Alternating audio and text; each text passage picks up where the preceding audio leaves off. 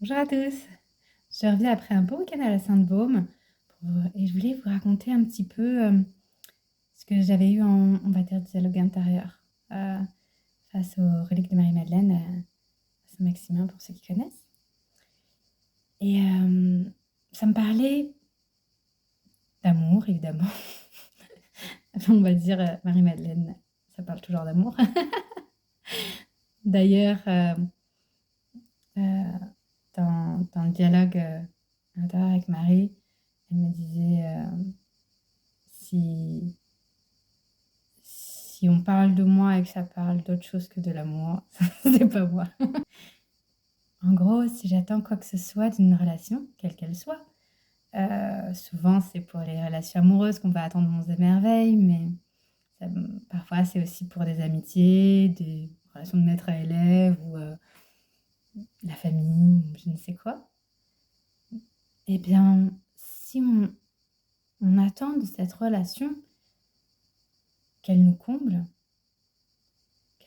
d'amour, on va forcément être déçu. C'est c'est quasiment mathématique en fait, dans le sens où même en aimant du plus profond de nous-mêmes, on ne pourra pas combler l'autre. Parce que on a tous en nous-mêmes une soif d'amour. On est avec une soif d'amour qui est bien plus grande que tout. C'est une soif d'amour infinie. Et elle est inextinguible, vraiment. Et alors que notre capacité de lien, de connexion, elle est à tous changeante. Elle doit l'être d'ailleurs. On ne peut pas être tout le temps dans un amour, dans une unité et tout ça, toute notre vie. Si jamais c'était, mettons, ça serait le cas, au moins la mort serait la déception finale, mais c'est vrai ce que je dis, bien sûr, j'en suis consciente, mais tout ça pour dire qu'on est dans le monde relatif, c'est un monde de relations et un monde où il n'y a pas l'absolu, où il n'y a pas euh, le- l'éternité. Mais il n'y a pas de problème dans le sens où, à l'intérieur de soi, on porte quelque chose d'absolu. Ce qui est le plus absolu en nous, justement, c'est cette soif d'amour, cette soif d'absolu. On peut aller retrouver derrière, certes, beaucoup de couches d'oignons qui, qui attendent beaucoup de choses. Il y a beaucoup de couches d'oignons psychologiques qui vont nous faire pleurer d'ailleurs quand on les enlève. Mais c'est des identifications, on va dire, historiques à notre histoire, quand on nous a abandonnés, quand on nous a humiliés, etc. Voilà, à 4 ans, à 10 ans, l'année dernière, etc. Hop, ça nous a abîmés et hop, on a une attente, une soif de réparation, etc. Mais au plus profond de nous, on a une souffrance qui est autre que notre histoire. On a une souffrance qui est plus puissante que toutes, mais qui est aussi plus pure que toutes. C'est juste une soif. Une soif qui a tellement soif parce qu'elle n'a jamais été vraiment, vraiment abreuvée que on n'a pas soif d'un verre, on a soif d'un océan. Vous voyez, même un océan ne suffirait pas. C'est une soif d'amour, une soif d'absolu. Et, et pour combler cette soif, très maladroitement, on espère que le prochain amoureux ou bien un enfant ou je ne sais quoi, va nous combler. On sera toujours déçu, on en demande toujours trop. Et du coup, on veut plus être déçu, donc on se résigne à ne plus croire au prince charmant, à se couper de notre cœur en fait, hein, à se couper profondément de notre cœur parce qu'on ne veut plus y croire. Et quand on fait ça, on meurt un peu à l'intérieur. Alors qu'en fait, c'est pas une histoire de prince charmant tout ça. C'est pas là que ça se joue. Les princes charmants, eux aussi vont être faillibles, eux aussi, les princesses des contes, elles vont être aussi avec cette soif. C'est pas de ça. Il nous faut un amour absolu. Et cet amour absolu, il est caché tout au fond de nous. Il est caché tout au fond de tout. toute chose, tout être ici. Mais autant aller le chercher en soi parce que comme ça, c'est disponible. C'est toujours là. Et, et on peut aller venir épouser, faire ce mariage intérieur avec cet infini en nous, cet absolu en nous. C'est exactement ce mariage christique que Marie-Madeleine symbolise pour moi. Pour moi, la question n'est pas du tout de savoir, révélation, est-ce qu'elle a été l'épouse du Christ, est-ce qu'elle a porté son enfant, etc. Ça, c'est du people. Vous voyez, ça vaut pour les magazines, pour savoir voilà, les ragots de stars. Mais ça ne nous concerne pas, en fait, s'ils ont fait ou pas l'amour. Par contre, elle a donné sa vie à cet amour du Christ, Jésus, mais avant tout de son Christ à l'intérieur d'elle. C'est ça qu'elle a suivi, absolument. Elle s'est donnée tout entière.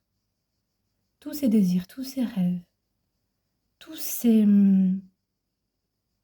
attentes, tous ses doutes, tous ses égarements, elle a tout mis sur la table.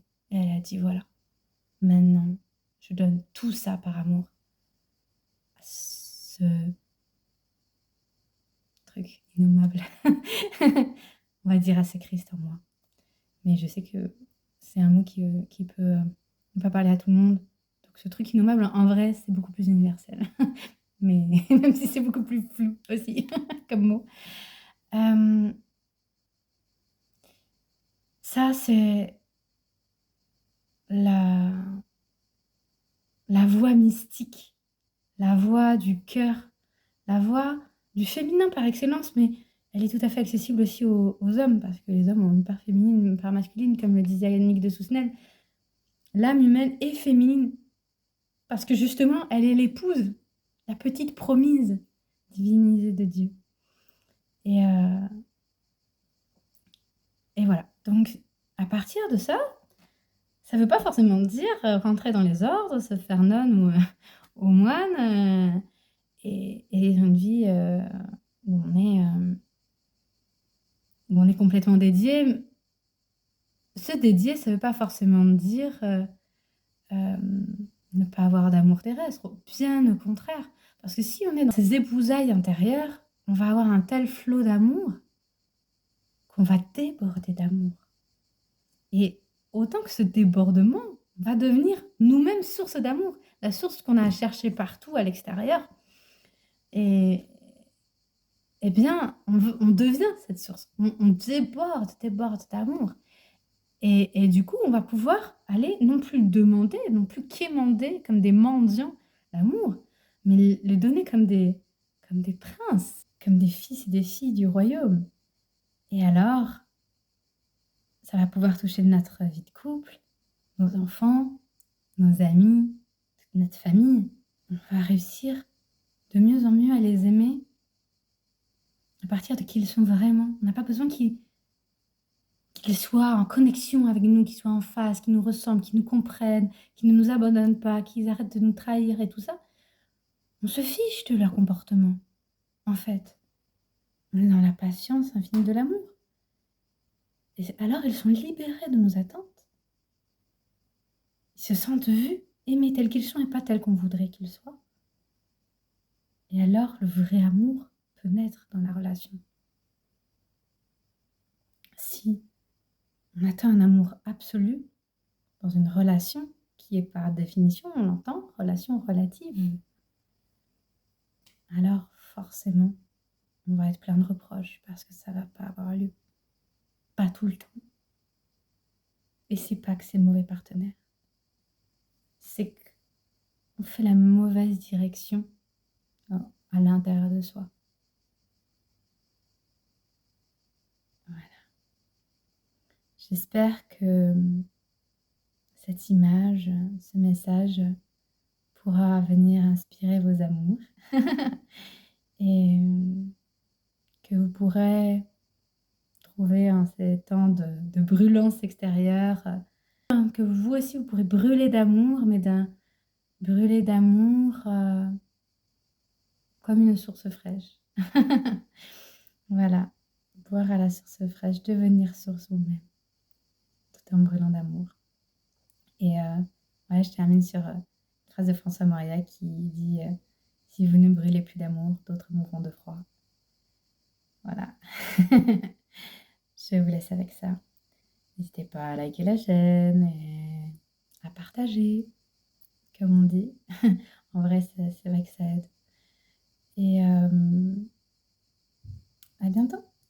Au revoir.